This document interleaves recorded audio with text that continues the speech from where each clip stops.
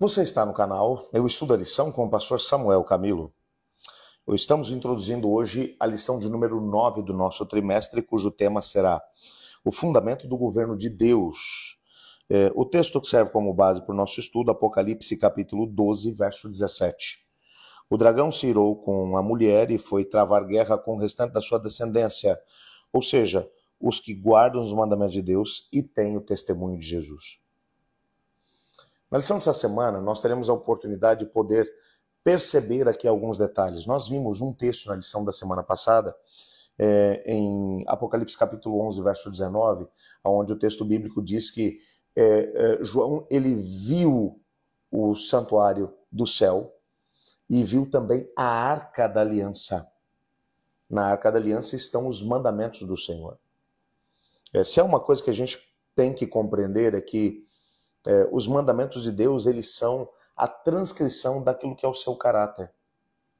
O que Deus tem buscado no decorrer de todos os anos é fazer com que a humanidade, de alguma forma, se volte para Deus e aceite viver uma experiência completamente renovada com Cristo, no sentido de ter a sua vida transformada por Ele. Não apenas a salvação pela graça. A gente tem que compreender, e algumas pessoas têm dificuldade disso, que a lei de Deus ela foi dada com um propósito, que não é o propósito da salvação. Tentar fazer com que alguém seja salvo pela guarda da lei de Deus seria o mesmo que tentar utilizar um ferro de passar roupa para filtrar água. Não vai funcionar. A lei de Deus ela foi criada com outro propósito. Salvação é pela graça mediante a fé. Ponto final. Não é por meio de obras para que ninguém se glorie. Não é por obras da lei. Não existe meio da gente se salvar pela guarda da lei. A salvação não tem nada a ver com a lei. Mas o desdobramento da salvação, ou seja, uma vez que fomos salvos pela graça mediante a fé, o Espírito Santo de Deus passa a viver dentro de nós. Então se cumpre aquilo que no contexto da nova aliança é mencionado como as minhas leis escreverei no seu coração. A lei de Deus é escrita no nosso coração no sentido de que o Espírito de Deus trabalha conosco de dentro para fora, transformando a nossa vida em imagem e semelhança de Deus. Ou seja, nós vamos deixando o pecado. Uma evidência de que o indivíduo se entregou a Cristo Jesus é que ele vai deixando o pecado. O indivíduo era um ladrão. Ele se entrega a Jesus e continua um ladrão? Então tem alguma coisa errada nessa entrega que esse indivíduo fez a Cristo. O indivíduo era um mentiroso. Se entregou a Jesus e continua mentiroso? Tem alguma coisa errada nessa entrega que ele fez da sua vida a Jesus. O indivíduo era um adúltero. E uma vez que se entregou a Jesus, ele continua adúltero. Bom, então será que ele se entregou a Jesus? Porque uma das evidências de que o indivíduo foi salvo pela graça mediante a fé é a mudança de vida. E essa mudança de vida, ela é extremamente importante. É bem verdade, e o nosso guia de estudos vai mencionar, que por meio de intenso estudo da Bíblia, os adventistas do sétimo dia compreenderam o significado da lei no lugar santíssimo do santuário celestial, ou seja, lá dentro da Arca da Aliança. Examinando o coração da lei, também descobriram o significado da observância do sábado. O quarto mandamento, mais do que qualquer outro, identifica Deus como Criador, que é o fundamento da verdadeira adoração. Um tema especialmente relevante nos últimos dias da história, até porque Apocalipse capítulo 14, versos 6 a 12, que vai mencionar as 3 últimas mensagens angélicas, vai dizer: vi outro anjo voando pelo meio do céu, tendo o evangelho eterno para pregar a todos que se assentam sobre a terra, a cada tribo, língua, povo e nação, dizendo em grande voz: temei a Deus e dai-lhe glória, pois é chegada a hora do seu juízo. Adorai aquele que fez o céu, a terra, o mar e as fontes das águas. Ou seja, quando você vai olhar aqui para a primeira mensagem angélica, há um chamamento para adorar a Deus como Criador. O único dos mandamentos que mostra a Deus como Criador é o sábado.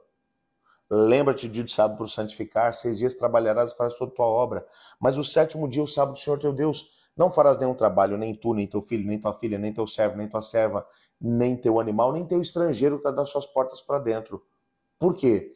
Em 6 dias fez o Senhor o céu, a terra, o mar e as fontes das águas. mas no sétimo dia descansou. Portanto, o Senhor Deus abençoou o dia de sábado e o santificou. Então, no mandamento, o mandamento identifica a razão pela qual nós devemos guardar o sábado, como uma lembrança de que Deus é o Criador. Principalmente na última fase da história desse mundo, em que o inimigo tem trabalhado para tentar fazer com que as pessoas acreditem que vieram de um processo evolutivo de seres menos complexos para seres mais complexos, que estamos num processo de evolução. O Senhor Deus vai dizer, não, o ser humano não está evoluindo. O ser humano era perfeito. O pecado entrou e ele tem se degradado no decorrer das gerações, tem enfraquecido, tem vivido menos. Sua capacidade mental tem sido reduzida, sua capacidade física também. E quando você olha para essa questão, os nossos pioneiros, analisando isso tudo, chegaram à conclusão de que existe uma razão para que a lei de Deus faça parte da nossa história. O objetivo de Satanás desde o início tem sido impedir a adoração a Deus, mediante uma subversão da própria lei de Deus. Ele sabe que tropeçar em um só ponto significa se tornar culpado de todos os mandamentos de Deus, como Tiago capítulo 2, verso 10 diz. Assim ele encoraja as pessoas a transgredir a lei. Satanás odeia também o sábado, porque o sábado aponta Cristo como Criador. E quando o indivíduo reconhece Cristo como Criador, vai reconhecê-lo também como Redentor. Portanto, para que os planos da rebelião sejam colocados em andamento, a lei de Deus precisa ser colocada de lado e pisada a pés. O que o inimigo tem levado muitas pessoas a fazer. O objetivo da lição dessa semana é mostrar a ligação entre o santuário e a lei de Deus, o sábado e a crise vindoura relacionada com a marca da besta, e também examinaremos a relevância do dia do Senhor para a geração que estará vivendo exatamente antes da vinda de Jesus. Portanto, nosso tema será extremamente relevante. Aliás, amanhã nós já vamos aprofundar nele, estudando sobre o santuário e a lei. Mas para já eu queria orar junto com você. Obrigado, Senhor, por tua palavra e pela certeza que temos de que, através dela, entendemos o significado da tua lei nos nossos dias e no nosso coração. Ajuda-nos a viver os princípios dessa lei, pois é em nome de Jesus que oramos.